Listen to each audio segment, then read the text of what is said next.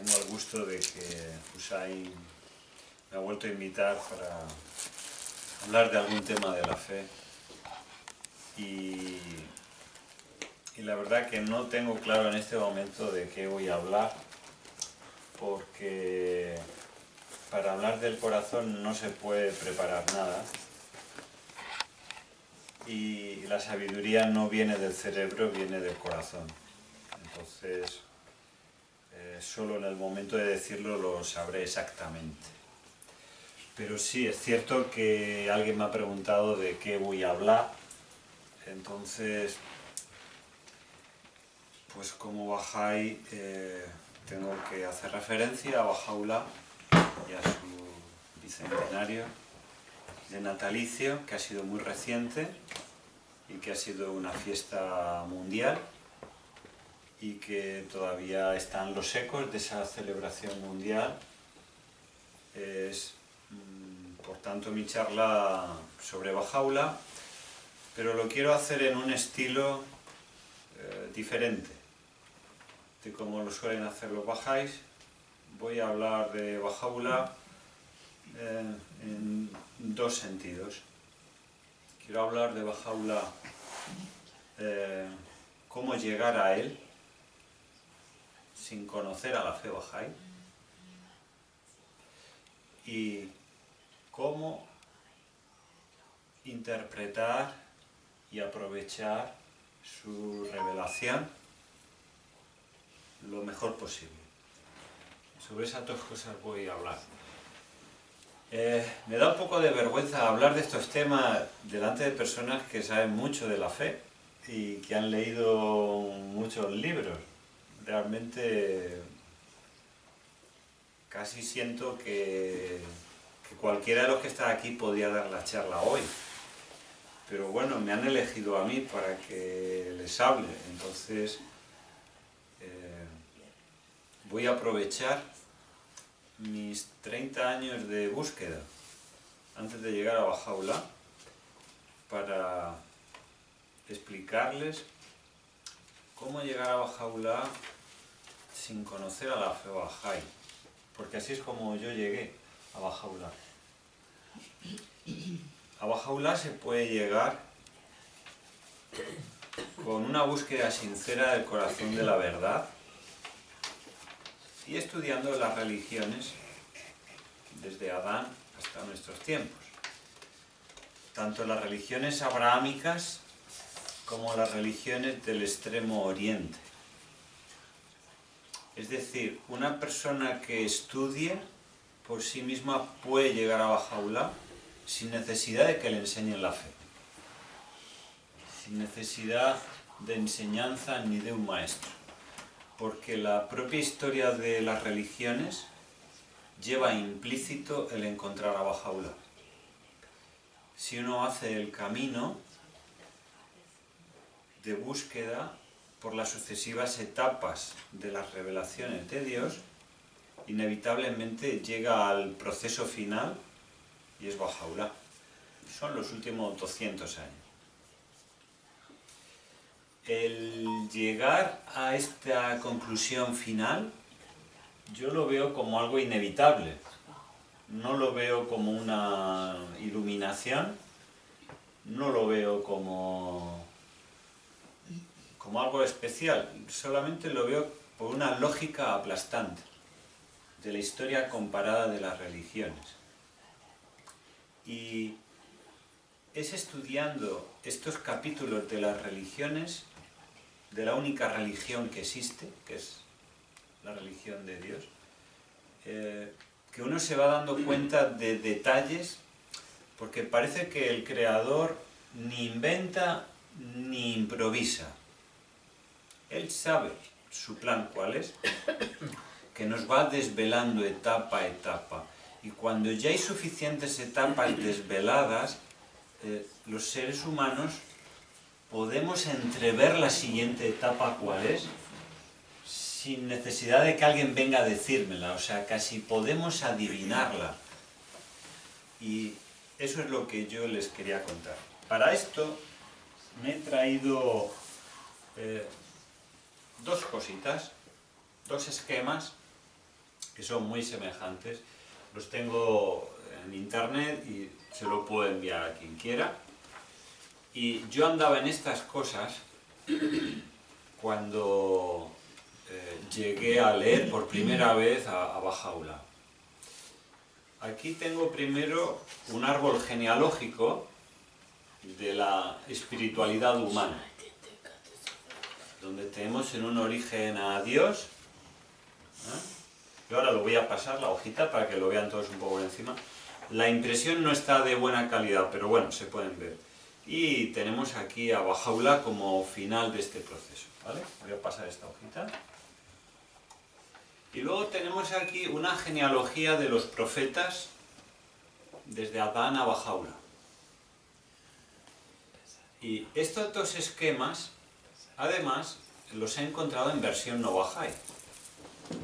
Es decir, que esto es Bahá'í, pero podemos encontrar esquemas similares en eruditos que han estudiado las religiones y han llegado a conclusiones muy parecidas. Yo voy a pasar esta hoja por ahí. Vale. Esta está en castellano, esta está en inglés. ¿Vale? Ah, pensaba que era en persa. No, en persa. En persa no. Bien. Entonces, cuando un buscador busca la verdad, lo primero que se da cuenta es que hay algo común en todas las religiones. Es algo así como si vas a una biblioteca con 1 millón de libros y te das cuenta que hay 6 o 7 que parecen escritos por el mismo autor. El autor de todas las revelaciones es el mismo. Luego, aunque escriba distintos libros, algo del autor hay que deja su huella en cada libro. Por eso se sabe que solo hay un Dios. La unidad y la unicidad de Dios es la base de todas las religiones. Pero esto que estoy diciendo, a algunas personas les puede llevar toda una vida a llegar a reconocerlo. La unidad y unicidad de Dios es básico. Y algunas personas dicen, sí, es verdad, pero hay personas que podrían estar siglos y dicen, no, Dios solo es el Dios de mi religión y nada más, ni antes ni después. Y eso es una barrera enorme para reconocer la revelación progresiva. Entonces, eso que hacemos nosotros tan fácilmente, de aceptar la unidad y la unicidad de Dios, en realidad ya es un estado muy elevado de sabiduría. Que nosotros aquí ya tenemos ese nivel y no le damos mucha importancia. Pero realmente esa es la principal dificultad que tienen todas las religiones. El reconocer que el autor de la revelación ha escrito antes y después otros libros de revelación. Y la mano que ha escrito es su profeta o su enviado. Es simplemente el intermediario por el que ese canal transporta esa revelación. Entonces es como si yo conozco el Quijote, conozco el autor, Miguel de Cervantes, y luego leo otros libros de Cervantes y digo, pues aquí hay un estilo, reconozco que este autor es el mismo. Cuando estudiamos las religiones, detectamos que hay un autor común, que el creador de la revelación no es el enviado, el profeta o el Mesías. Él es el canal de la manifestación. Realmente el autor es uno. Entonces, si el autor es uno, y esto ya es un avance muy grande en la sabiduría, la religión es una. Si la religión es una y el autor es uno, entonces la conclusión lógica es que la humanidad es una familia, una gran familia. Por lo tanto, la humanidad es una. Entonces, esa unidad de Dios, de religión y de humanidad, que cuando llegamos a la fe nos parece como algo que siempre ha estado dentro de mí y que cuando lo oigo inmediatamente sale un sí. Y dice, sí. Y no lo piensas. es un sí que sale del corazón. Y en eso se sabe que eres Bahá'í, porque en cuando tú oyes eso y tu corazón dice sí, luego sí, tendrás que leer, tendrás que escuchar las leyes, la historia de la fe, pero de entrada el corazón tiene una respuesta automática. Y cuando dices sí, es que tú siempre has sido Bahá'í y no lo sabes. O sea, mucha gente lo es y no lo sabe. Pero el corazón no engaña. Cuando uno oye que solo ha habido un Dios llamado con distintos nombres, que ha hecho distintas revelaciones a través de sus profetas, y que la humanidad es una, y que ya es la hora de que seamos consecuentes con esto, de que la humanidad tenga la madurez de ser consecuente con esto que acabo de decir, y uno toma conciencia de esto y se pone en marcha a servir a esto, esos son los primeros pasos de un Bahá'í, sencillamente. Y creo que hoy en día en el mundo hay millones y millones de personas que si recibieran este mínimo mensaje en 5 minutos, se darían cuenta de que esa verdad está latiendo dentro de ellos. Yo era una de esas personas que tenía, esas tres cosas las tenía claras. La humanidad es una, Dios es uno, la religión es uno. Pero yo no conocía a Baha'u'lláh. Yo no lo conocía. Entonces me daba cuenta que el judaísmo no encajaba con lo que yo sentía. El cristianismo tampoco. Y así, el islam tampoco. Y me daba vueltas y empezaba a leer de uno, de otro y de otro. Y de budismo y de hinduismo. Y empezaba a leer y decía, todas tienen algo en común, pero ninguna me satisface plenamente porque están incompletas, les falta algo. Todas reconozco que tienen el sello del autor. Cada una incide en unos aspectos determinados. Pero no hay ninguna que haga una síntesis, un resumen, una unidad de todas. Digo, no me puedo quedar con una porque si me quedo con una rechazo a las demás. Y claro, no puedo pertenecer a todas las religiones, entonces ¿cómo lo hago? Y yo andaba buscando, fíjense la historia en la que yo anduve 30 años. 30 años andaba por ese camino, hasta que claro, de tanto leer, vi, la fe Bahá'í es una de las religiones abrahámicas. Dije, uy, religiones abrahámicas, yo solo conocía 3, aquí hay algo nuevo. Y entonces conocí que Baha'u'lláh vino en el siglo XIX, y entonces empecé a leer la historia, empecé a leer, y el primer texto que recuerdo que leí de Baha'u'lláh era acerca de las características del buscador. Creo que es en el libro de 7 Valles, ¿verdad? La primera vez que leí eso por internet, dije, no es posible, parece que estoy leyendo a un profeta. O esto viene de Dios, esto no es un poeta, un filósofo, un teólogo que lo está escribiendo. Entonces reconocí que estaba divinamente inspirado. Nada más lo leí, me alegré mucho. Dije, oye, este Baha'u'lláh no sé quién es, pero no es que escriba bonito.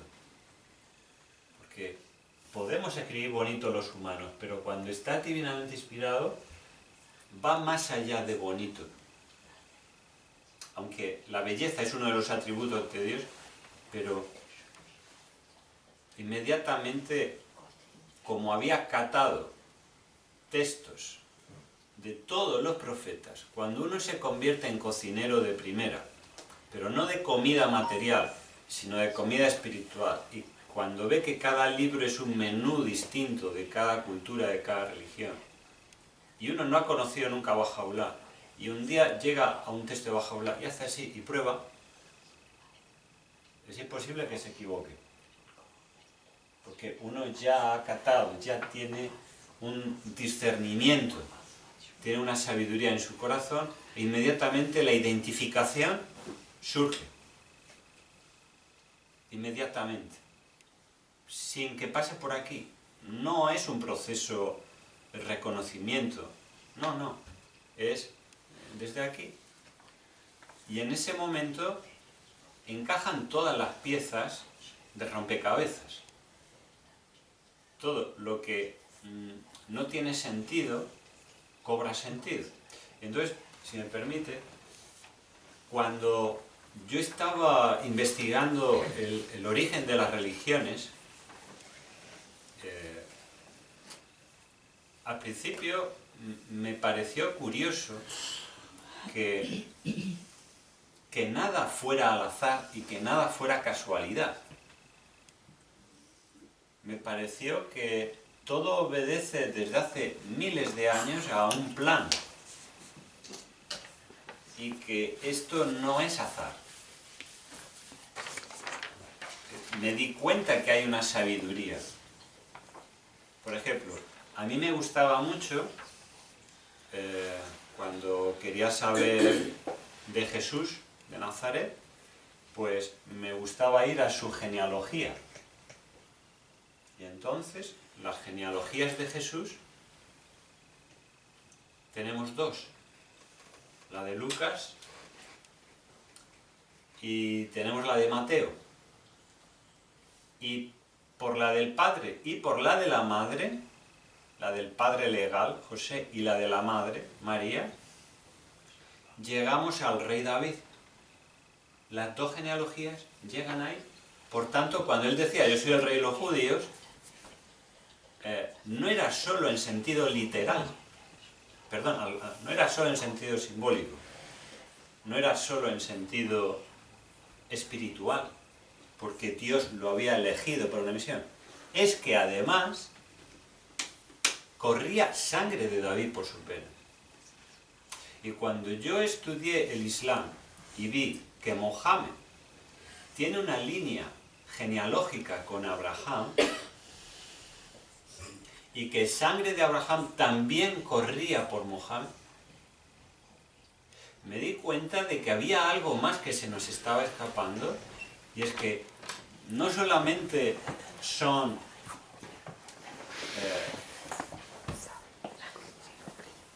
manifestaciones de Dios, sino que además son la misma familia. Es decir, que Abraham es tatarabuelo de Jesús, tatarabuelo de Mohammed, Mohammed es tatarabuelo del Bab. Son familia, pero tantas y tantas generaciones después que no tenemos un nombre para llamarle. Entonces, por ejemplo, entre Jesús y David, creo que hay, por línea del padre, creo que hay como unas 62 generaciones. Y por la línea de la madre hay 76. De Mohammed a Abraham, pues no sé cuántas hay, pero debe de ser por lo menos 40 o 50 generaciones. Es decir, genes y sangre llevan ellos mismos. Si han visto el esquema de la hoja que no me ha llegado, antes de Abraham, Noé, que también tuvo hijos que se dispersaron por toda la tierra, uno de ellos dio lugar a las religiones más orientales. Luego incluso los profetas de Oriente posiblemente también son descendientes lejanos del propio Noé, que en su día fue el salvador de la humanidad y fue el pilar en el que se construyó una nueva humanidad. Son tiempos muy lejanos donde ya no tenemos memoria, no conservamos el libro que escribió Noé. Pero todo esto ha estado sucediendo y sigue sucediendo incluso hoy en día. Porque saben que la revelación no ha parado. Luego, alguien está vivo hoy en la tierra que sigue transmitiendo esa familia que el Creador sabe, para que cuando llegue el momento que Él sabe, vuelva a haber otra revelación de alguien que Él sabe. Y no será al azar. Será una sucesión espiritual pero también de genealogía de sangre familiar.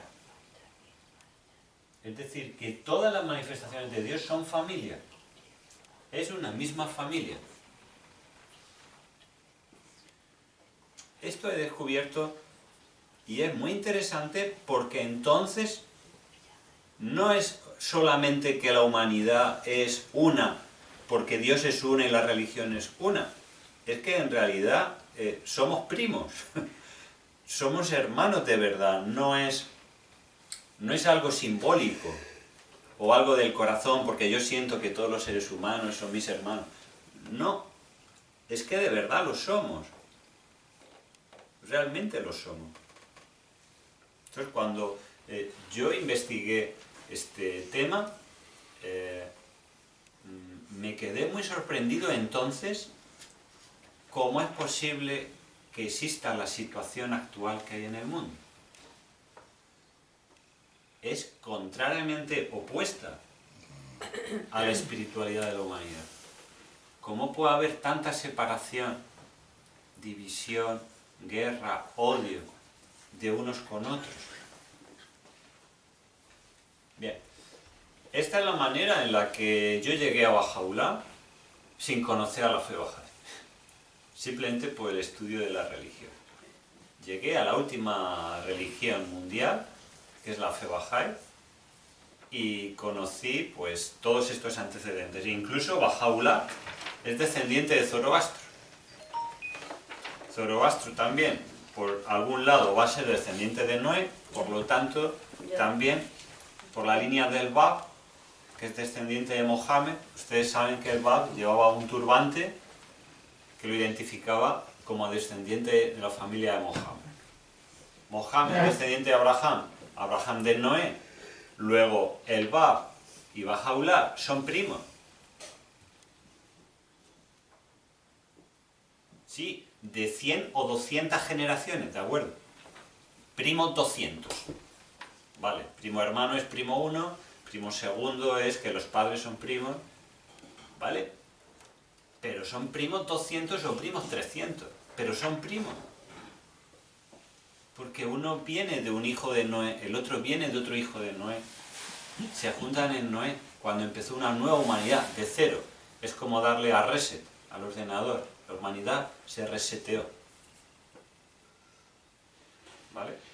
Entonces, para personas que les sea útil esta forma histórica, comparativa, de investigación, yo lo he resumido todo en breves minutos, pero lógicamente esto se puede hacer infinito de extenso y tiene una lógica para mí muy fuerte que ustedes a alguien pueden también enseñar de esta manera.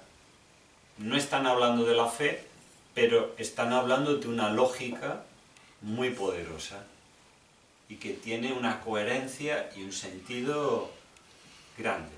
Bien, esta es una forma posible de llegar a Bahá'u'lláh. Por lo tanto, Bahá'u'lláh es la consecuencia lógica de toda la historia de la humanidad. Es que Bahá'u'lláh es el sentido por el que hasta ahora ha existido todo lo demás. Igual que en su momento, Mohammed era el sentido por el que había existido toda la historia religiosa anterior. Claro, porque cada capítulo se fundamenta en el anterior. Por tanto, forzosamente, todos los profetas anteriores han existido para que estemos hoy en este día y podamos celebrar el segundo bicentenario de su natalicio. Bien, y ahora vamos a la segunda parte de la charla. ¿Cómo podemos comprender un poco mejor los escritos, la revelación, la causa de Bahá'u'lláh? Bien, pues para esto voy a recurrir a Shoghi Effendi, porque Shoghi Effendi nos da un consejo que quiero explicar un poco, porque cuando yo vengo a dar charlas muchas veces estoy hablando de metafísica y de metafísica islámica. y con metafísica islámica empiezo a explicar la revelación del Bab y de Baha'u'lláh.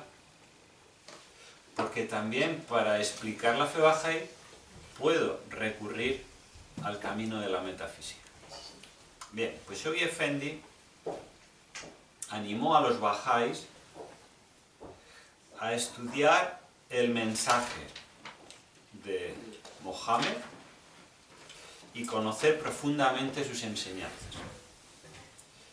Entonces, en una carta del año 35, dirigido a un comité de escuelas de verano, Shoghi Effendi dice: el guardián ciertamente recomienda e incluso insta a los amigos a que realicen... Muchas gracias.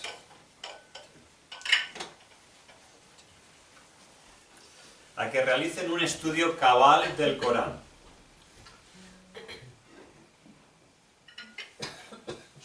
Puesto que el conocimiento de esta sagrada escritura es absolutamente indispensable. Me gustaría saber las palabras originales de Shoghi Effendi, si las dijo en inglés o en persa, y si esto está bien traducido. Es en inglés. Lo que está diciendo es en... Está en inglés. Porque cuando Shoghi Effendi dice absolutamente indispensable, creo que está usando esas palabras para que no haya ambigüedad. Dice: para todo creyente que desee comprender adecuadamente y leer de forma inteligente los escritos de Baha'u'lláh.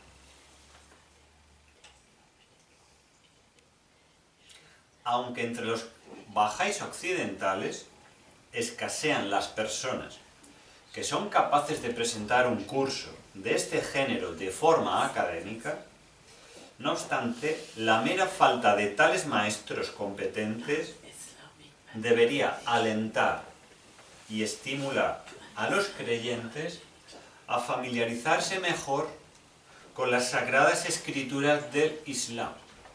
Y yo hago aquí un paréntesis. Fíjense cómo ha cambiado la situación, que hasta ahora en cualquier religión te hacían mala publicidad de las otras religiones para que no leyeras nada de ellas y leyeras solo de la mía, que es la buena, de la auténtica.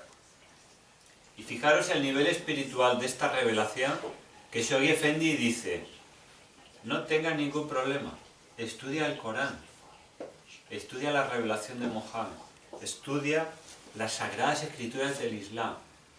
Imagínense la universalidad y la ausencia total de fanatismo.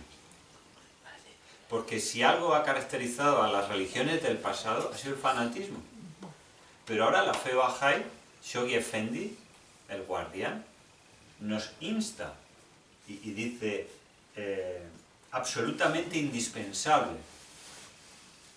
Dice: de este modo aparecerán gradualmente varios bahá'ís distinguidos que estarán bien versados en las enseñanzas del Islam, como para guiar a los creyentes en el estudio de esta religión.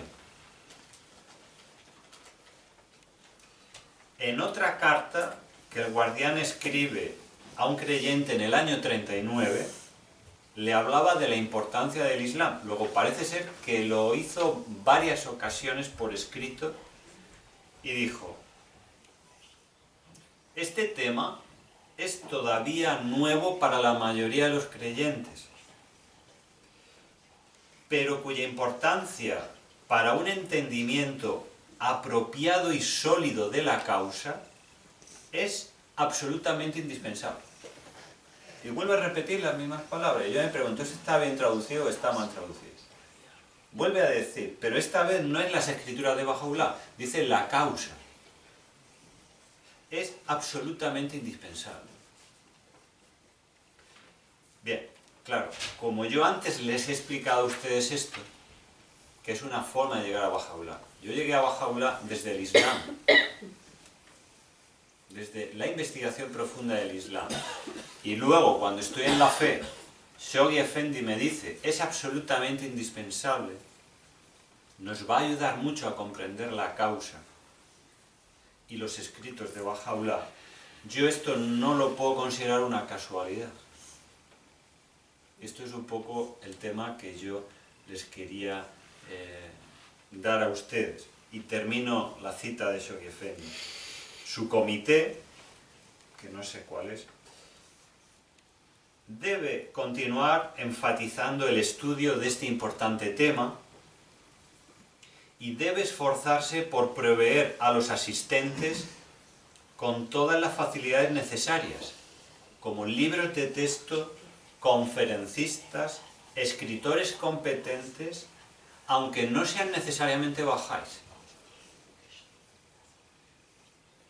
Deben tener un conocimiento correcto y una apreciación sólida del Islam, para así ser capaces de transmitir su verdadero significado y misión a todos los asistentes de las escuelas. Bien. Basta estas dos citas muy claras y contundentes de Shoghi Effendi para dejar claro que este esquema no es una improvisación de Dios y no es una casualidad. Que hay fuerzas muy poderosas que se están moviendo aquí para que esto haya sido realidad. Por cierto, en este esquema destacamos los principales protagonistas, pero aquí también hay mujeres. Lo quiero decir por el tema de la igualdad de la mujer.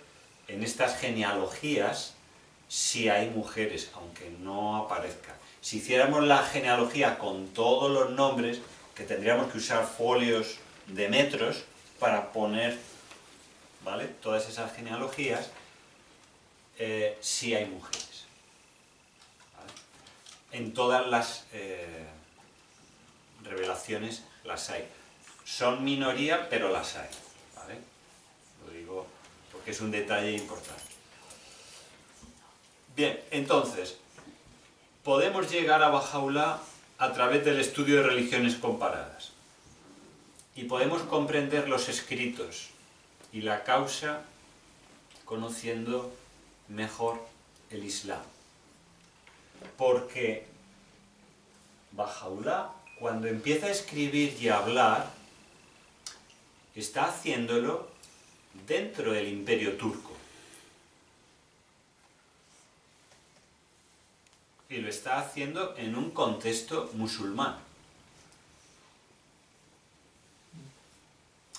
Y él está dando por sabidas muchas cosas, porque la conversión del Islam a la fe bahá'í tiene un cacho así.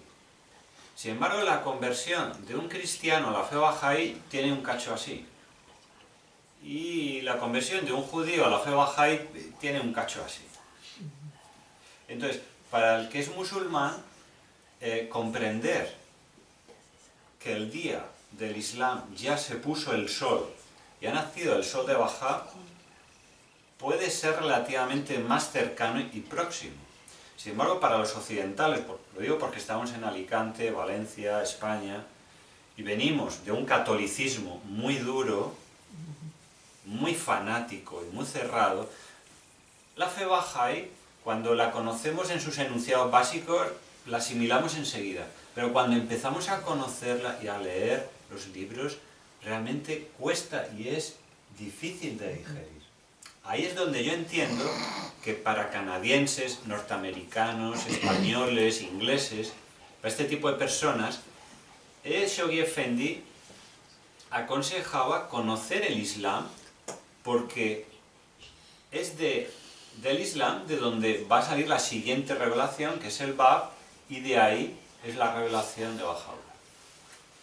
Entonces, yo también opino, esto es mi opinión personal, que también es muy importante conocer algo de la revelación del Bab, porque es la transición entre el Islam y la fe bahá'í. Si conocemos un poco, y aquí mi amigo ha traído justo lo que yo necesitaba,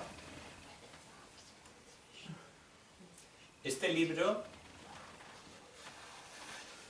significa que el Bab hizo que la transición a la nueva era de luz en la que vivimos fuera menos traumática, fuera más progresiva. Gracias al Bab, el Bab hizo como de amortiguador, y en esos 19 años de su revelación ayudó a que el mundo asimilara la grandeza del nuevo día. Entonces también considero que conocer al Bab y lo que él hizo y sus escritos, aunque sea su esencia, es muy interesante para el occidental, para comprender mejor la causa y los escritos. E incluso les voy a poner un ejemplo de cómo el propio Bab, cuando empezó a declarar, era mal interpretado. Porque en la misión del Bab hubo 3 fases. En la primera fase, cuando él dijo, yo soy el Bab, ¿ustedes saben lo que la gente creyó que estaba diciendo? Creyó que él era una puerta del 12º imán que se volvía a comunicar con la humanidad. Y entonces muchos de los seguidores del Bab, al principio, creían que él era una puerta con el 12º imán.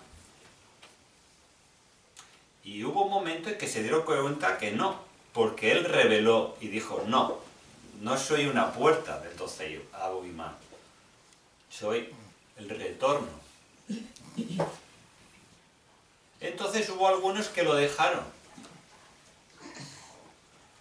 pero no lo creyeron, y hubo otros que quedaron fieles. Pero hubo otro momento en que el Bab dijo, bueno, sí, soy el retorno, pero es que estoy creando una dispensación nueva que rompe con el Islam. Eso sabéis que fue en una conferencia, cuando Tahir se quitó el velo. Ahí tomaron conciencia de que se estaban saliendo del Islam. Hasta ese momento creían que estaban en el Islam. O sea, fíjense que fue muy lento que se fue, ¿vale? Para que no sea traumático. Y en ese momento hay babís que dicen, no, yo del Islam no me voy. Y se fueron. Y hay otros que fueron fieles al Bab y dijeron, pues si para seguir al Bab yo me tengo que salir del Islam de mis padres, me salgo. Y eso fue una prueba que dividió. Fue una pequeña parte la que se fue, pero fue doloroso y hubo tensión. Quizás más de la que se cuenta. Quizás más de la que se quiere contar. Y eso fue una prueba muy grande, porque al principio los creyentes no estaban preparados para oír que la profecía de que al poco tiempo de venir el retorno del 12º imán, iba a venir otro mucho mayor que él, que iba a cambiar todo. Entonces, claro, no es lo mismo que venga una puerta del imán oculto que separarse del Islam con otra revelación, que luego dar paso a otra revelación mayor aún. Claro, el nivel de comprensión y de capacidad de asimilación, ahora nosotros somos bahá'í y nos lo comemos todo con patatas fritas. Y ahora en una sesión en casa, en una hogareña, te lo explican todo. Y tú dices, sí, sí, me lo creo. Pero en su momento, viviendo esto en Irán, no era tan fácil discernir. Porque en el momento que el Bab estaba hablando de todas estas cosas, él no era el único. Había un lío tremendo en Irán, porque como todos sabían que en esa fecha él iba a volver, hubo otros oportunistas que estuvieron haciendo declaraciones. Y Bab no fue el único que declaró. Hubieron otras declaraciones. La suya es la única que ha triunfado, porque la fe bahá'í es la demostración de que la declaración del Bab era la buena.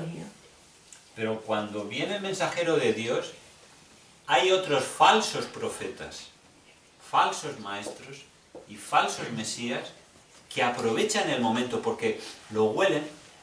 Dice, yo voy a aprovechar a ver si me monto el negocio. Y otros lo hicieron y probaron fortuna y lógicamente Dios no se manifestó. Por eso el Bab tenía un lema y es, Dios es el más manifiesto. Todo el babismo se reduce a eso. Dios es lo más manifiesto de lo más manifiesto. Igual que el Islam se reduce a Dios es el más grande. La fe Bahá'í, Dios es el más glorioso. El Bab resumió su enseñanza diciendo, Dios es el más manifiesto de lo más manifestable posible. Y eso fue una prueba espiritual para los babís. ¿Comprenden? Y luego, cuando aparece en 1863 la revelación de Baha'u'lláh, en Ridván, vuelve otra vez la prueba. Entonces, cuando nosotros aceptamos la fe ahora, en 2017 o en 2050 o en el año que sea, todas esas etapas históricas ya las tenemos incorporadas en nosotros, pero en su momento fueron terribles momentos de parto para la humanidad, porque lo que acontecía tenía consecuencias universales, mundiales. Nosotros, gracias a ellos, ya lo tengo incorporado en mí. Es como que en el Windows 10 está incorporado el Windows 92. ¿Quién maneja hoy el Windows 92? Nadie. A lo mejor en los museos. Sin embargo, en el Windows 10 están todas las versiones de Windows anterior. Gracias a ellos y a estas revelaciones y manifestaciones, etc., es que ahora nosotros estamos en el día en que celebramos el 200 aniversario del nacimiento de Baha'u'lláh, porque ha habido un proceso histórico imposible de dar en una charla. De verdad, me encantaría hablarles horas y horas de la historia de las religiones para que vean que hay una inteligencia inteligentísima, más que superdotado, que nos está haciendo creer que yo hago algo y es él el que lo está haciendo a través mío.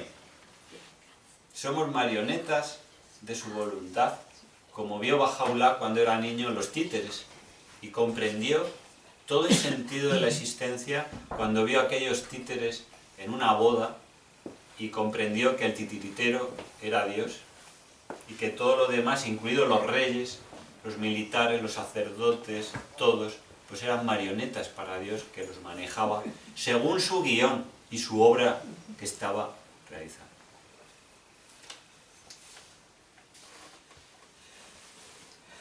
En fin, como ven, no he dicho ni una palabra nueva. Todos los que conocen la fe Bahá'í no han oído ni una palabra nueva. O sea, no puedo añadir nada a lo que ustedes ya saben. Simplemente les he querido dar otra forma de verlo, por si ustedes cuando hacen enseñanza, cuando tienen que hablar con alguien, o quieren explicar, o quieren dar información, pues esta experiencia personal que compartió con usted les puede ser útil. Si no les es útil, olvídenlo, porque ustedes tienen que usar aquello que en sus almas se ha realizado y se ha transformado. Yo he compartido mi experiencia más vital, que ha sido, con entendimiento, llegar a la revelación en los tiempos actuales. 30 años ha sido este proceso para mí, 30.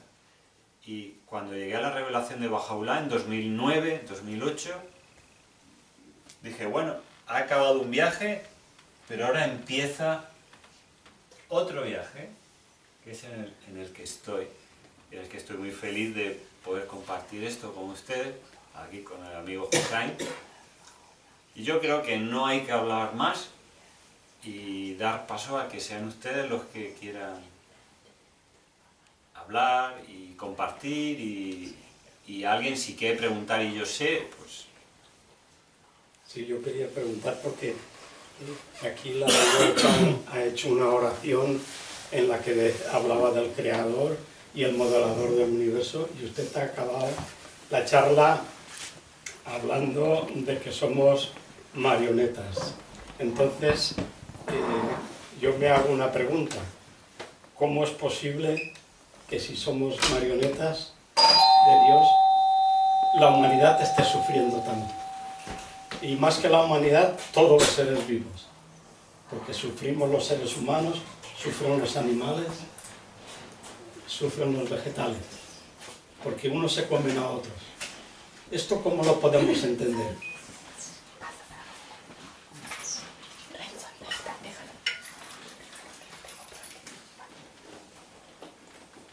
Bueno,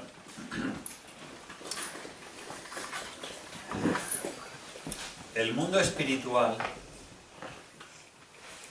se comunica con el mundo físico a través de un mundo intermediario. Hola.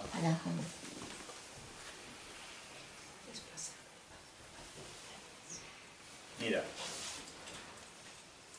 cuando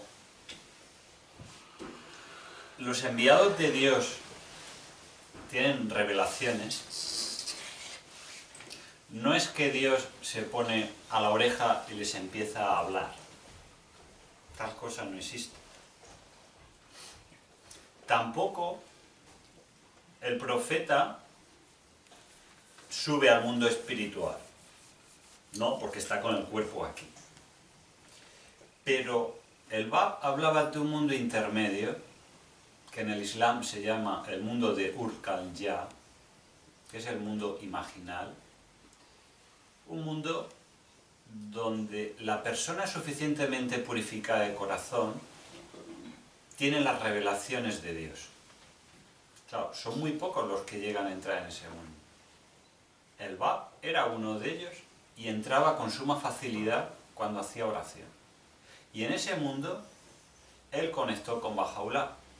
No se conocieron en persona, pero en ese mundo intermediario, sí.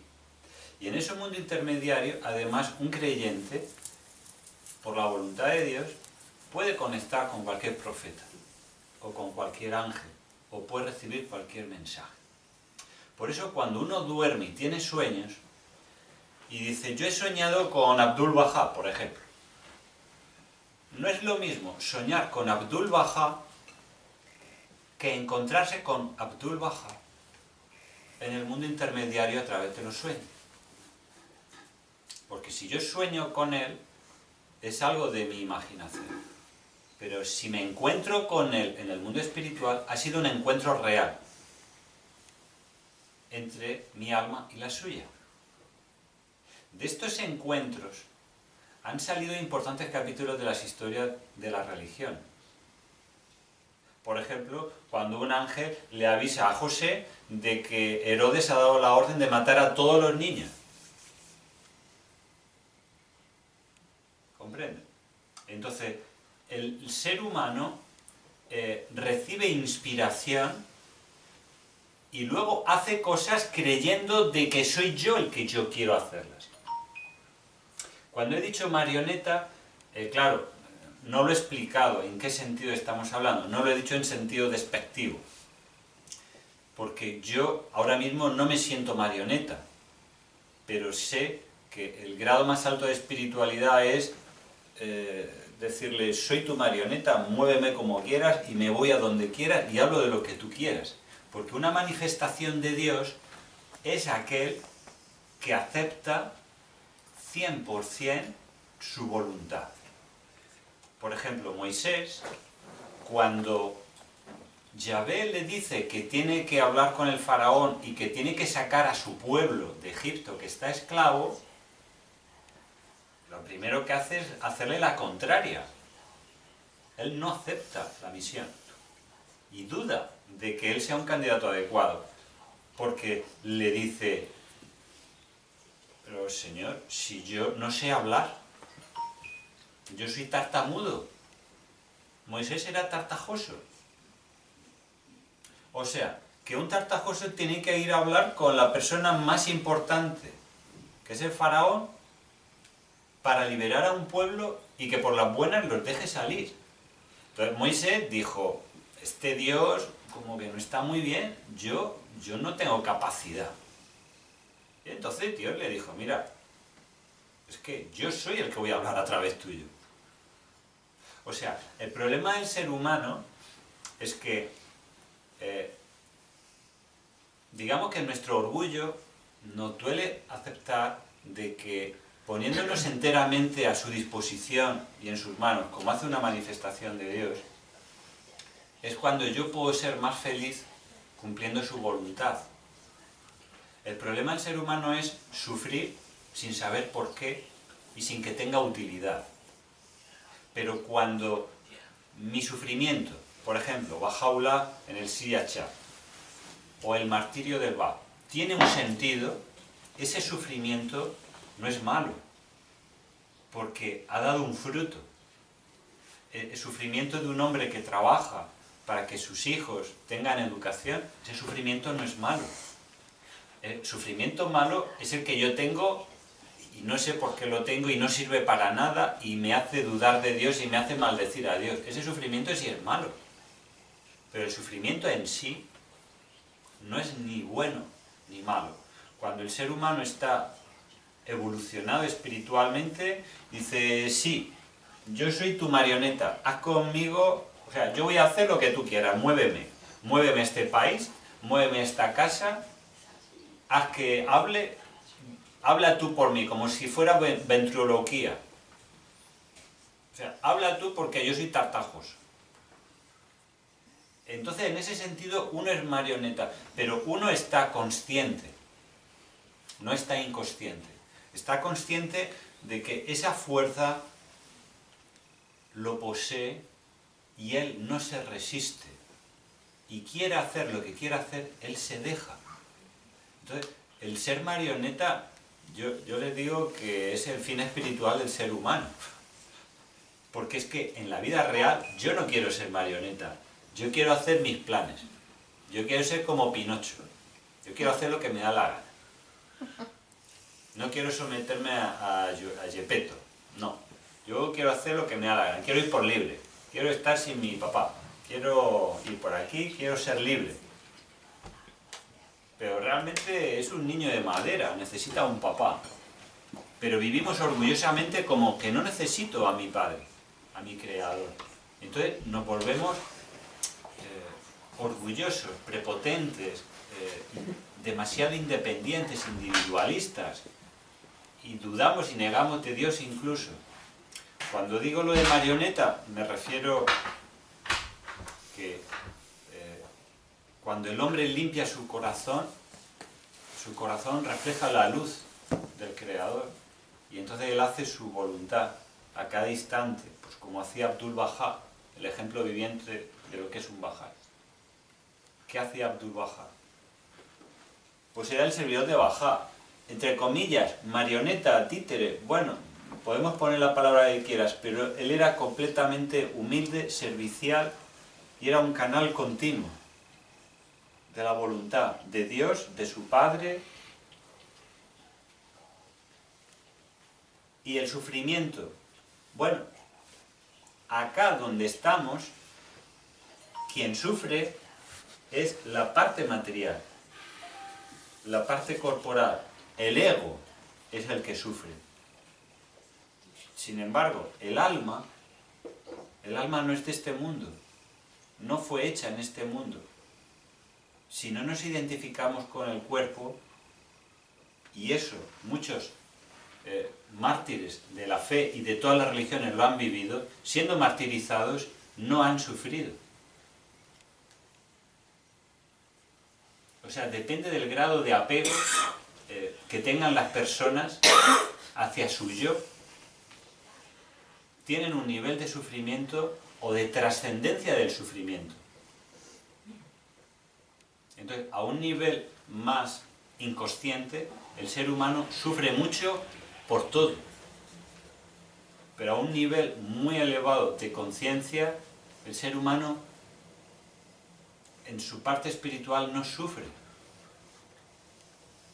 Es feliz con lo que tiene.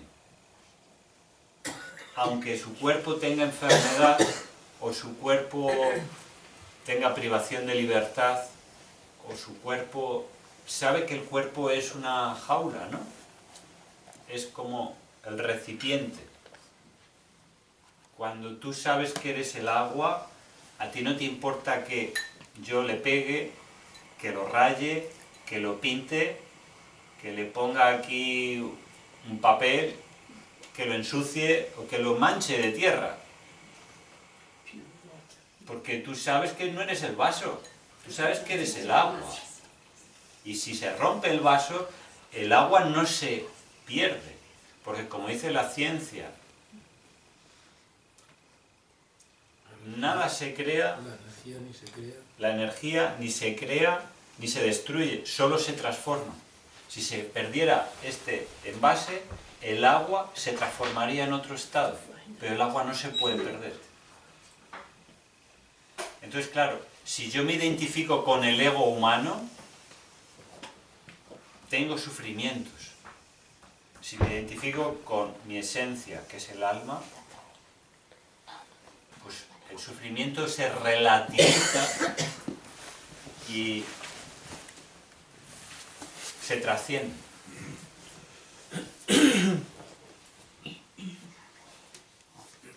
Usted da charlas muy buenas, muy bien argumentadas. Ahora otra cosa es que uno pueda estar de acuerdo. Pero, claro, ya lo sé. Pero aquí no intentamos convencer. Yo he dado mi respuesta, pero a lo mejor hay un amigo que te responde mejor. Una vez me contaron una, ¿eso se llama analogía? ¿Qué es el cielo y qué es el infierno? Bueno, nosotros ya sabemos en la fe Bahá'í, el infierno como un infierno así como uno se lo imagina no existe, pero como un estado, una condición sí que puede existir. No es que hay un sitio con fuego y tal, pero es una condición, ¿vale? Ahora, un hombre muere y le enseñan el infierno, y entonces es que hay una mesa muy grande llena de comida, muy bonita, y huele todo muy bien, y toda la gente tiene hambre, y están todos sentados en sus sillas, atados, que no se pueden mover hacia adelante, y tienen las manos también atadas, rígidas, y pueden coger la comida, pero no la pueden llevar a la boca, ¿vale? Pues esto es el infierno. Entonces le enseñan el cielo. En el cielo es exactamente lo mismo, también están atados y también tienen las manos así, pero la diferencia es que uno le da comida al otro, que está al lado, con las manos rígidas. Y no piensa en sí mismo, pero piensa en el otro. Ahora, el cielo para nosotros, a nivel emocional y a nivel de nuestro ser, es cuando hay amor, cuando nos dan afecto, cuando nos cuidan, cuando nos tratan bien. El ser humano, que es noble, está hecho para eso, para amar y para dar amor y para hacer el bien. Y esto, claro, el proceso es muy largo de aprender eso, de desprenderse del egoísmo y de estar dispuesto a dar al otro, a comer, porque eso requiere un desprendimiento. Ahora, esto es solamente un ejemplo que he dado de, al final, todo lo que has dicho también se refiere a eso, de alguna forma, que cuando llegamos a ser así, a ser estas personas, entonces cuando alguien se encuentra con nosotros, o nosotros nos encontramos con alguien que es así, para nosotros es el cielo. Y las injusticias que se hacen aquí en este mundo, las hace el ser humano, porque tenemos libre albedrío y podemos elegir hacer el bien y hacer el mal. Una vez que dejamos el cuerpo y vamos a otro plano, ya no podemos hacer daño, no podemos hacer mal, no tenemos esa libertad. Todo eso está en los escritos, ¿vale? Podemos solamente hacer el bien. Pero en este plano en el que estamos, que en realidad este plano de alguna manera es una ilusión, y también esa ilusión, bueno, digo ilusión porque todo lo que es material, de alguna manera, son energías y no es materia, porque el 99% o más, 99,9% es vacuum, eso está demostrado científicamente, que no es materia. Todas las ideas materialistas son falsas, todo es. Sí. Como Max Planck dice, Sí, sí. que todo lo existe, que creemos que es materia, es un entramado de energías que encima dice, ahora refiriendo también a lo que has dicho antes, que se le da una forma o formas por un espíritu inteligente. Entonces ese espíritu inteligente es Dios. Y la forma la da Él. Él es el modelador, Él es el creador. Pero nosotros podemos obrar mal, por supuesto, tenemos libre albedrío y Él nos ha hecho semejante a Él en ese sentido. Por eso, todas las injusticias que hay en este mundo, me refiero a injusticias, que gente pasa hambre, que gente sufre, que sufre odio, guerras, que lo tratan mal, es nuestra culpa. No es la culpa de Dios, porque Él no desea eso. Pero el sufrimiento lo necesitamos para aprender a apreciar. Cuando estoy en el sótano mucho tiempo, aprecio el jardín bonito con las flores. Si no, no lo aprecio. El aprecio se aprende a través del dolor. Y Khalil Gibran también lo explica muy bonito, un poeta libanés que dice que el dolor, como ¿cómo se llama en español? Curtero, con un cuchillo, el envase de la madera, y cuanto más está curtida, ese recipiente que se crea por el dolor tiene capacidad de llenarse con alegría. Entonces eso es un concepto que... Y ¿Vale? hablando de otros planos, no del mundo material, sino del mundo espiritual, yo pregunto, ¿qué evidencias tenemos para creer que hay otros planos de vida? Que después de esta vida nuestra conciencia pasará a otro plano. ¿Existen evidencias? Que existe el alma. Que existe el alma, que existen otros planos de vida. Perdón, Bueno. deja que Sí, se mueven porque dos personas no pueden... vale, es como me estaba No, mirando... no, es igual, pero sí, las preguntas Siga. hacemos, pero después Sí, gente... vale. Yo le quiero devolver la pregunta, porque creo que se está equivocando de pregunta. ¿Qué evidencia hay de que la materia existe? Que la vemos. Si es al revés. Sí. O sea, no es que después haya algo o que yo tenga alma, ¿qué evidencia hay? No, es al revés. Yo soy un ser de luz, debe usted una evidencia de que yo soy de materia. Es al revés. Resulta que cuando la materia la han investigado, han descubierto que no hay materia. Que usted es energía, no es materia, aunque en este momento se esté tocando la perilla. Es energía. Porque han descubierto que un átomo de un electrón, es decir, el átomo más sencillo del universo, el primero que fue creado una décima de segundo después del Big Bang, un átomo de hidrógeno, si cogiéramos el núcleo, que tiene un protón y un neutrón, y lo pusiéramos de tamaño de 1 centímetro, el electrón con carga negativa estaría a 6 kilómetros. Entonces, ¿qué hay del centro del átomo al electrón? Vacío. Y la masa del electrón es insignificante. Entonces, si un electrón, el 99% de su espacio,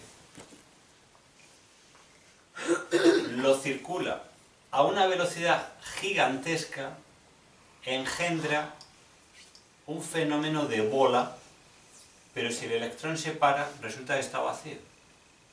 Da ilusión de bola, de esfera maciza, pero es una ilusión. De hecho, nosotros podemos hacer este ejercicio con una cuerda. Yo cojo una bola y empiezo a hacer así.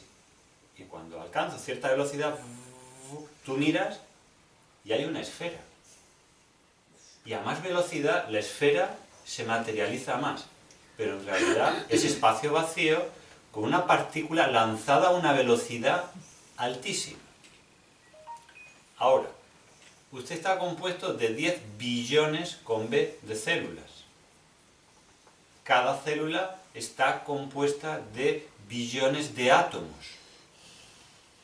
Si cada átomo se reduce a kilómetros de espacio vacío, se ha hecho la prueba de calcular si a usted se le quita el espacio vacío que hay entre sus átomos, toda su masa corporal se reduce a un puñado de sal.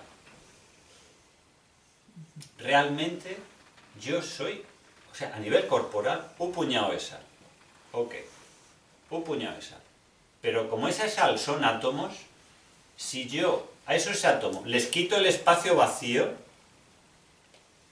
desaparece la sal. Soy menos que un grano. Toda mi masa de materia se podría reducir a menos de 1 gramo, lógicamente de una alta densidad.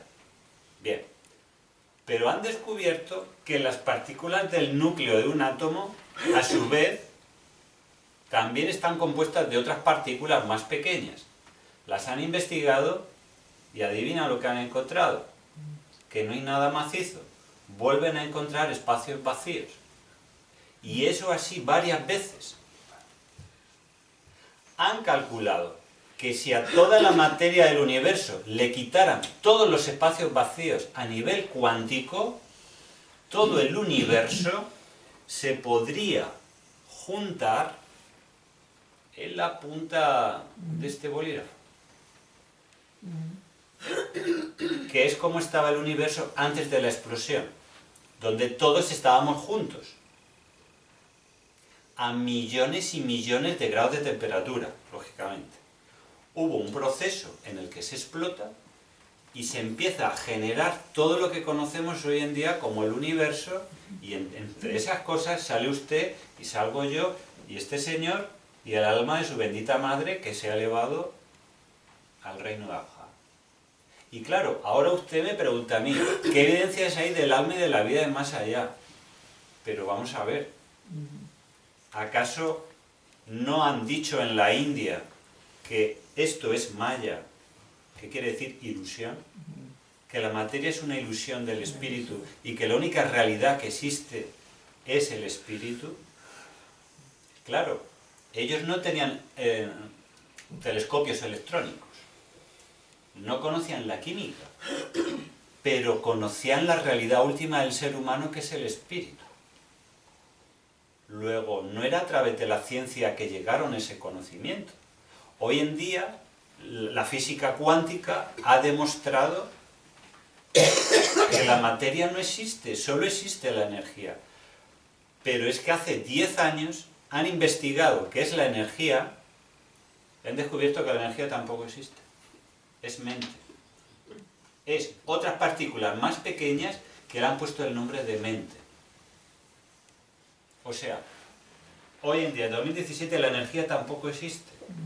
Está compuesta de otras cosas más pequeñas que por concentración forman la energía, que por concentración forman la materia, que por evolución está usted aquí sentado. Pero entonces, ¿por qué no le hacemos caso a la física cuántica que está coincidiendo con la religión? ¿Por qué no vemos las evidencias científicas de la física cuántica que nos dice que todo lo que estoy viendo es una ilusión, que no es real? Y que ni existe la materia, ni existe la energía, solo existe algo que le llama mente. Y esa mente está creada por una matriz. Hablan de una matriz divina de donde ha surgido todo, absolutamente todo.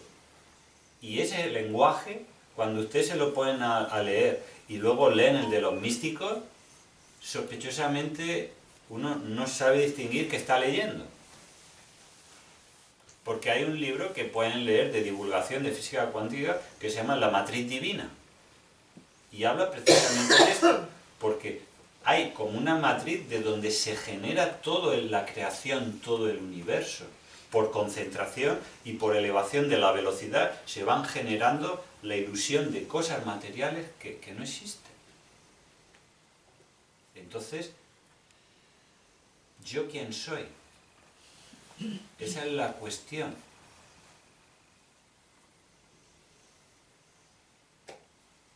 Aunque me toque la frente, pero... Es que la ciencia también dice que no hay vacío en el espacio. Hay energía oscura y materia oscura. Sí.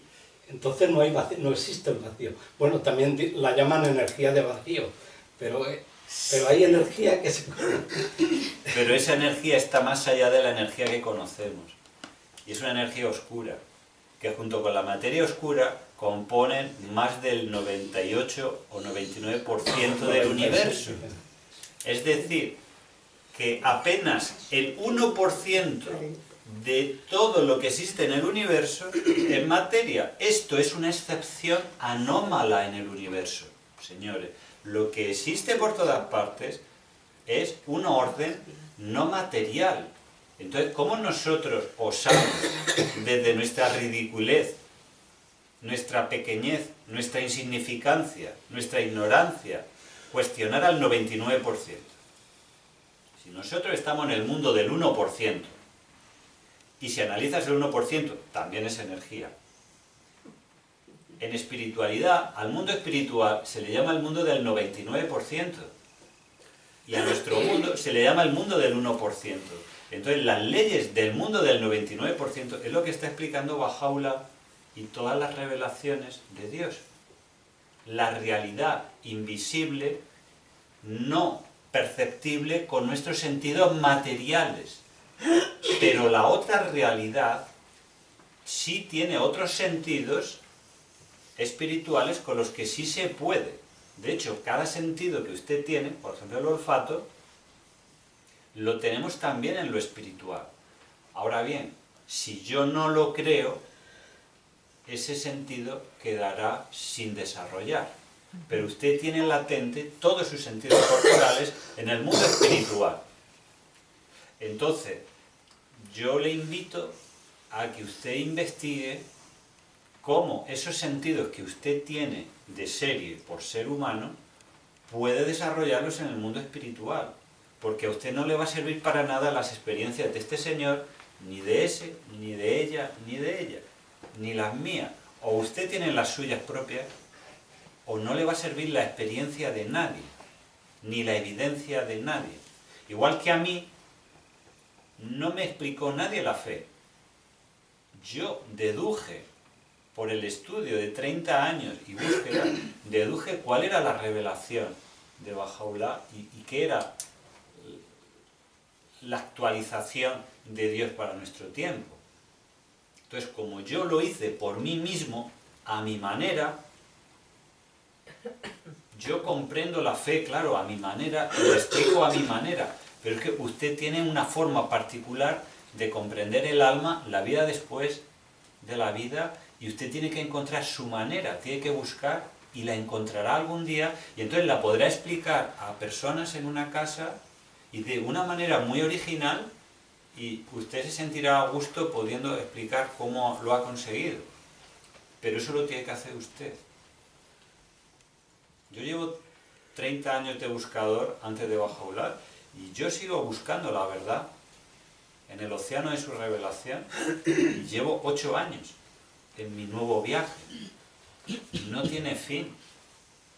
Entonces yo le animo a que usted busque, porque estoy seguro que va a encontrar y va a ser muy bueno que luego comparta y se va a sentir muy feliz de poderlo hacer.